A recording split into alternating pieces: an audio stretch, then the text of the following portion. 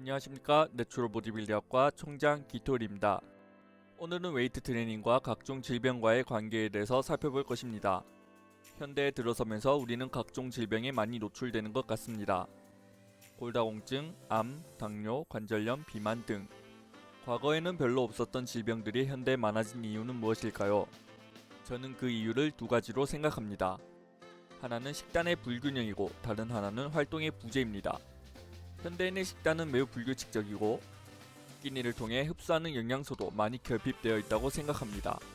한 연구에 의하면 사과의 경우에는 50년 전과 비교해봤을 때 비타민 A가 40%, 비타민 B는 75%, 철분은 53%가 줄었다고 말합니다. 이외에도 야채들을 비교해봤을 때 그 속에 함유하고 있는 각종 미네랄이 과거보다 많이 줄어들었다고 말합니다. 일본의 한 연구에서는 1950년대 시금치 한 단의 비타민 C를 얻기 위해서는 1990년에는 19단을 먹어야 한다고 말합니다.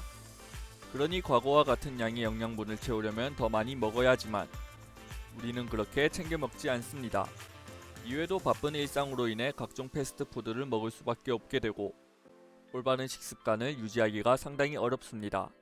그리고 다른 이유는 활동량이 줄어서라고 생각하는데요. 대부분 일상생활을 앉아서 하기에 우리의 활동 칼로리는 줄어들었으며 근육은 더 이상 우리의 몸에선 필요 없는 존재라고 판단했기에 우리의 신체에서는 퇴화를 시작합니다. 그 결과 비만과 당뇨 등의 질병들이 발생하게 된 것이라고 생각합니다. 우리는 어딘가 아파서 병원을 가게 된다면 의사 선생님은 항상 이렇게 말합니다. 운동을 좀 하셔야 할 것 같은데요. 그러면 운동을 하면 건강상 어떤 이점이 있을까요? 우선적으로 사코페니아를 예방할 수 있습니다. 사코페니아란 팔과 다리 등을 구성하는 골격근이 줄어드는 근감소증입니다. 쉽게 말해 근손실을 뜻하는 영어 단어인데요. 2017년도부터 WHO에서는 이 사코페니아를 질병으로 분류했습니다. 즉 정상보다 모자란 근육 상태를 하나의 질병으로 바라보고 이것을 우리가 앞으로 해결해 나가야 하는 문제로 본 것입니다. 비만도 마찬가지입니다. 1996년에 WHO에서 비만은 장기 치료가 필요한 질병으로 규정했습니다. 나이를 먹을수록 근육은 만들기가 더 어려워집니다. 그리고 활동량도 줄어 우리 몸에서는 근육을 필요 없는 세포로 인식하고 퇴화를 시작합니다. 35세부터 우리의 근육은 급속도로 줄고 70세에는 절반 수준으로 줄어듭니다. 특히 50세부터는 매년 1%에서 2%의 근육이 소실된다고 말합니다. 하지만 웨이트 트레이닝을 함으로써 우리는 근육을 증가, 유지를 할 수 있을 뿐더러 사코페니아의 진행 속도를 줄일 수 있다고 말합니다. 위 연구에서는 72세 이상의 어른들을 대상으로 연구를 진행했습니다. 운동을 한 그룹끼리는 섭취하는 보충제나 훈련은 동일하게 설정하였고 운동을 한 그룹이 운동을 안 한 그룹보다 골격근이 증가했다고 말합니다. 그러면서 이 연구에서는 노인들도 웨이트 트레이닝을 함으로써 사코페니아를 예방할 수 있다고 말했습니다. 두 번째로 웨이트 트레이닝을 함으로써 2형 당뇨병을 치료할 수 있다고 말합니다. 2형 당뇨병은 신체에서 인슐린이 분비는 되지만 인슐린이 제 기능을 못해서 생기는 병인데요. 그 결과 체내 포도당의 농도가 정상 이상으로 높은 상태가 됩니다. 2형 당뇨병은 주로 40세 이후에 발병하지만 요즘은 발병 나이가 점점 빨라지는 추세라고 합니다. 당뇨는 심장병, 신경계 손상, 신장병 등을 함께 유발하는데요. 연구에 의하면 웨이트 트레이닝을 함으로써 포도당 수용치를 늘려 체내의 포도당 수치를 정상으로 돌아오게 만들어준다고 합니다. 이외에도 혈압, 심장질환, 수명 연장 등에도 도움을 준다고 밝혔습니다. 특히 웨이트를 한 그룹과 안 한 그룹을 비교해봤을 때 당뇨의 발병률이 58%까지 낮춰졌다고 말했습니다. 세 번째는 심장질환을 낮춰준다는 것인데요. 웨이트 트레이닝 하면서 혈압을 낮출 수 있습니다. 웨이트 트레이닝 직후에는 혈압이 일시적으로 올라가지만 논문에 의하면 장기적인 측면에서는 오히려 혈압을 낮춰준다고 말합니다. 또한 HDL 콜레스테롤을 증가시켜주는데요. 참고로 이 HDL 콜레스테롤은 좋은 콜레스테롤이고 LDL 콜레스테롤은 나쁜 콜레스테롤입니다. 웨이트를 통해 HDL 콜레스테롤의 분비를 증가시킴으로써 혈관벽에 쌓여있는 나쁜 LDL 콜레스테롤을 제거할 수 있게 됩니다. 스웨덴에서 22,227명의 심근경색 질환자를 대상으로 연구를 진행했는데요. 이 연구에서도 활동량이 많은 그룹이 더 낮은 사망률을 보였다고 말했습니다. 이 연구에서는 11개의 논문의 결과들을 분석해 혈압과 웨이트 트레이닝과의 상관관계를 말했는데요. 320명의 피실험자를 대상으로 4주간 웨이트 트레이닝을 진행했더니 혈압이 떨어졌다고 밝혔습니다. 네 번째로 웨이트를 통해 골다공증을 예방할 수 있습니다. 골다공증은 우리가 생각하는 것보다 심각한 질병인데요. 2019년 자료에 의하면 우리나라 50세 이상 인구에서 골다공증 유병률이 22.4%가 된다고 말합니다.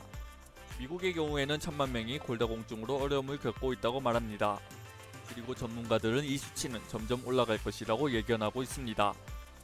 골다공증이란 뼈 밀도가 낮아져 뼈에 구멍이 나는 것입니다. 우리의 뼈는 이처럼 사라지기도 하지만 반대로 자라기도 합니다. 그러니 이 구멍난 뼈에 다시 뼈가 자라게 해줘야 하는데요.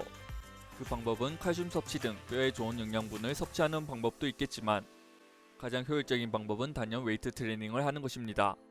활동이나 웨이트를 통해서 뼈에 가해지는 스트레스를 늘려준다면 뼈에서는 그 스트레스에 저항하기 위해서 뼈를 생성할 것입니다. 이 연구에서는 계단타기, 걷기, 조깅 등과 같은 맨몸 운동과 웨이트 트레이닝을 비교하며 골다공증과의 상관관계를 말했는데요. 맨몸 운동은 골밀도를 증가시킬 수 없었고 골밀도가 줄어드는 것을 막을 수 있었다고 말한 반면 웨이트 트레이닝을 통해서는 골밀도를 증가시킬 수 있었으며 특히 허리, 목 부분에서 큰 증가가 일어났다고 말했습니다. 허리와 목은 나이를 먹을수록 고질적인 문제가 생기는 부분임을 감안하면 우리가 웨이트 트레이닝을 안 해야 할 이유는 없다고 봅니다. 다섯 번째는 암을 예방할 수 있다는 것입니다. 실제로 의료계에서는 웨이트 트레이닝을 하나의 대안으로 바라보고 있습니다. 이 연구에서는 유방암 환자, 전립선 암 환자를 포함한 각종 암 환자들을 대상으로 연구를 진행했습니다. 8에서 12회, 1에서 3세트, 주 1회에서 5회 웨이트 트레이닝을 진행하였고 훈련 강도는 25에서 85%로 설정했습니다. 3에서 24주간 진행한 결과 대부분 암 환자들이 좋은 반응을 보였고 웨이트 트레이닝이 암 환자에게도 도움된다고 말했습니다. 이 연구에서도 암 환자들을 대상으로 웨이트 트레이닝을 진행시켰는데요. 웨이트 트레이닝함으로써 체지방을 감소시키고 근육을 늘리는 등의 효과를 확인했고 웨이트가 장기적인 투병 생활에 있어서 어느 정도 도움이 될 것이라고 말했습니다. 암과 웨이트와의 관련성에 대해선 추가적인 연구들이 필요해 보이지만 암 환자들에게도 운동은 하나의 좋은 치료 방법으로 보고 있습니다. 마지막은 관절염을 예방, 치료할 수 있다는 것입니다. 관절염은 쉽게 말해 관절을 보호해주는 연골이 사라져서 생기는 질병입니다. 관절염은 주로 중년기부터 일어나 노년기까지 일어나는데요. 관절염으로 인해서 통증이 생기고 무릎, 엉덩이가 굳는 증상이 발생하기도 합니다.